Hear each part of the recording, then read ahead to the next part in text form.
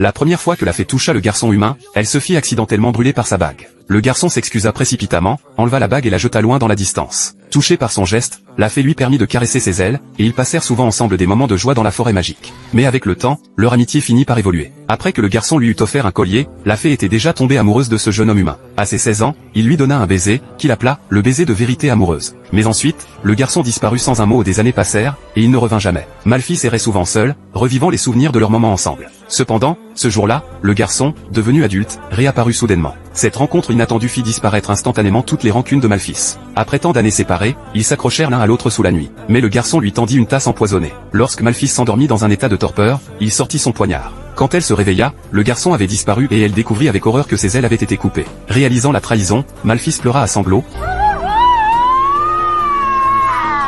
son cœur transpercé par le poignard de la perfidie. Ses cris résonnèrent dans toute la forêt magique.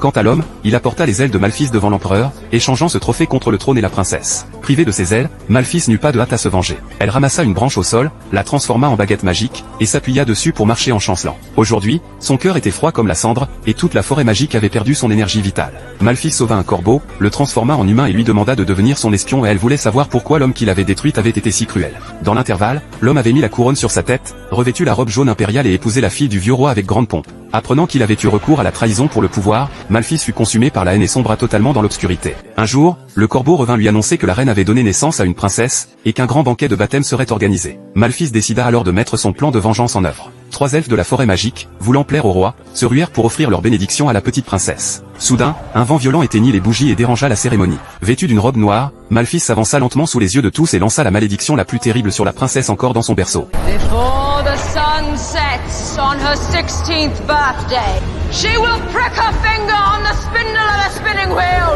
and fall into a sleep like death, a sleep from which she will never awaken. Pour assurer la sécurité de sa fille, le roi ordonna de brûler toutes les fuseaux du royaume et confia la princesse aux 3 elfes, leur demandant de l'emmener dans un endroit éloigné et sûr, et de ne la ramener qu'après son 16e anniversaire. Mais ces elfes, qui semblaient expérimentés, étaient en réalité complètement incompétents. Ils se disputaient sans cesse pour des choses futiles et négligeaient complètement la petite princesse à tel point que même le corbeau perché sur l'arbre ne pouvait plus supporter leur stupidité. La princesse criait de faim toute la nuit, tandis que les elfes bouchaient leurs oreilles et dormaient paisiblement. Malphys fit venir du corbeau des fleurs fraîchement cueillies, pour que la petite puisse sucer le nectar. Malgré son air détaché, Malphys, qui avait le cœur plus tendre qu'elle ne le laissait paraître, suivait chaque mouvement de la princesse.